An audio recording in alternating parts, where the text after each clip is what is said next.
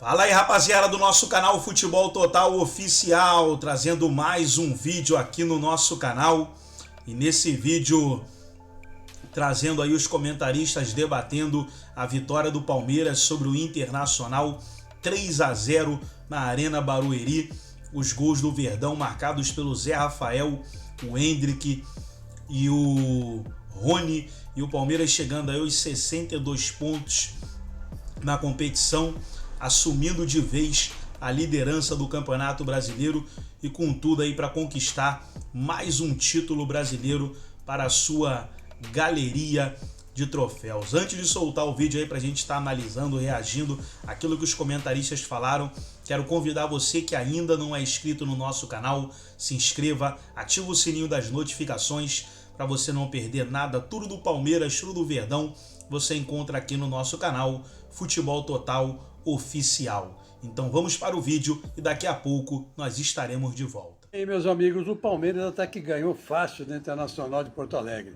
Só que, na verdade, aconteceu um fato negativo. O Hendrick, no meu modo de ver, né? O Hendrick deixou o campo como se fosse o Pelé, né?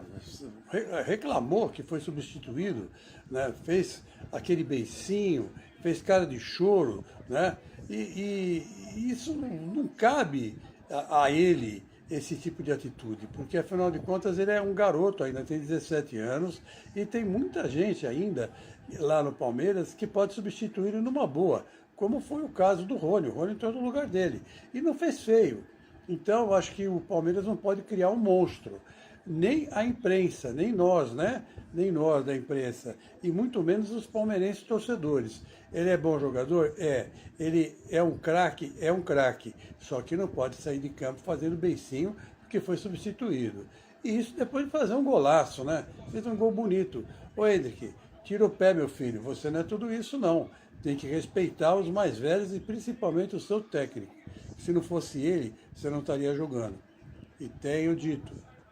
Se tem um time nesse país que é lazarento, se tem um time nesse país que é cascudo, é esse time do Palmeiras, irmão.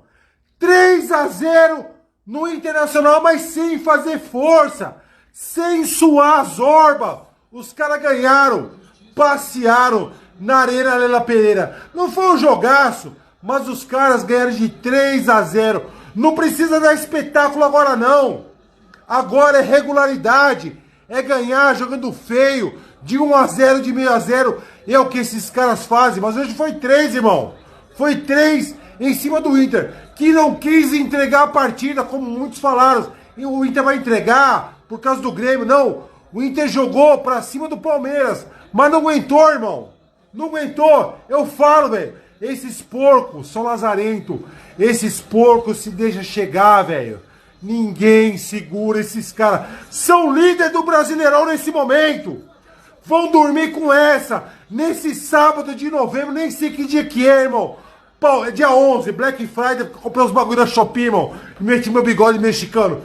Palmeiras é líder do Brasileirão.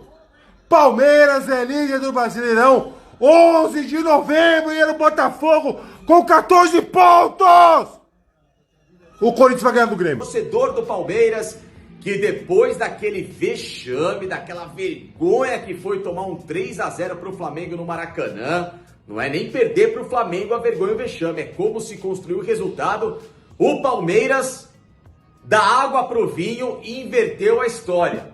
E alguém tinha que pagar a conta daquele resultado lamentável. Foi o Internacional. O Palmeiras voltou a fazer um 3-0 no campeonato, uma grande vitória que momentaneamente, de sábado para domingo, coloca o Palmeiras na liderança do Campeonato Brasileiro com 62 pontos, hein? Olha só que coisa, o Palmeiras que não tinha liderado a competição até agora, reaparece na ponta da tabela e na reta final do torneio. Como já diria Guardiola, grande técnico, filósofo do futebol, um dos mais competentes de todos os tempos, campeonatos se vence nas primeiras 8, 10 rodadas e se ganham também nas últimas 8 ou 10 rodadas. O Palmeiras pelo menos está fazendo a parte dele de buscar o resultado, né, nessas rodadas finais desta competição. Palmeiras que fez um jogo em que de novo ele flertou no começo da partida, e lembrar aqueles jogos contra o Botafogo, contra o próprio Flamengo, de um primeiro tempo desatento,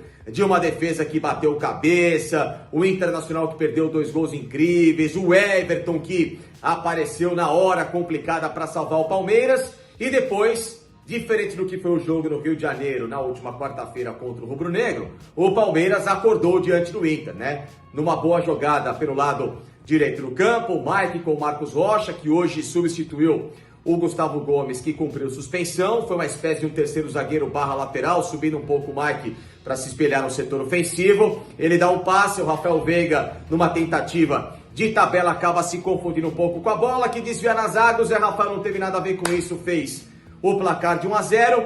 Vira o intervalo, o Palmeiras troca de zagueiro, o Luan se machucou, entrou o Naves muito bem de novo no jogo. Atenção, Abel, às vezes não precisa improvisar zagueiro para lá e para cá, sistema de 3 zagueiros, que eu vejo que esse Palmeiras não precisa jogar essa formação. O Palmeiras tem que ganhar mais meio campo e em muitos momentos o Inter, ali nas infiltrações do Alan Patrick principalmente, hora quando o Arangue subia, eles ganhavam as costas já manjadas ali do Richard Rios. Então dá para abdicar de um dos zagueiros e colocar mais um meio, mais um atacante nessa equipe e proteger. Mas no segundo tempo, o Inter até teve uma boa chance, não conseguiu, e aí o Endrick, numa boa roubada de bola do Rafael Veiga, que fez um jogo apagado, mas nesse lance em específico ele apareceu com muita volúpia. Erro de saída de bola da equipe do Inter, do Rocher, que também falhou no gol, porque a finalização do Endrick foi forte, é verdade, mas a bola passa embaixo do braço dele. Já viu o Rocher, esse grande goleiro, fazer boas defesas, e nesse lado acabou falhando 2-0 para o Palmeiras. Aí o jogo ficou completamente encaminhado para o Verdão,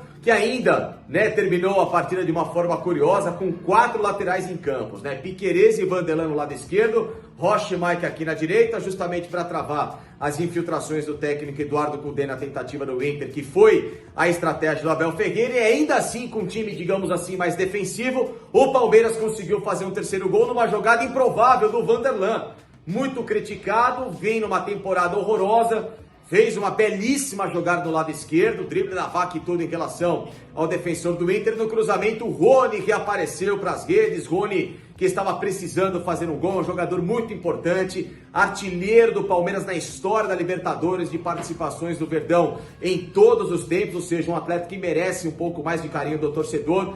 Fecha o caixão e aí o Palmeiras consegue um grande resultado, agora de novo voltando a sonhar com o Campeonato Brasileiro, né? Palmeiras muito forte na briga, até porque o Flamengo, que poderia incomodar o Palmeiras até pela vitória que teve no meio da semana, tropeçou diante do Fluminense. A matemática ainda pode favorecer, mas moralmente e também com essa abertura do Palmeiras de distância se coloca mais complicado para ultrapassar o próprio Verdão e quiçá sonhar com o título. Então o Palmeiras, numa rodada em que pelo menos o seu grande adversário, ou um deles, acabou ficando pelo caminho, consegue com esse 3-0 apagar de vez aquele vexame, se recupera rapidamente, mostra um mental muito forte e de uma equipe que aí sim, no jogo de hoje, com a atuação com 3-0, não tem nada a ver se o Inter não tem nada mais para fazer no campeonato, dentro de campo, com muito foco, se mostrou de novo prestativo e merecedor, aí sim, com essa atuação de um time que quer ser bicampeão brasileiro em sequência pela primeira vez nesses últimos tempos. Pela primeira vez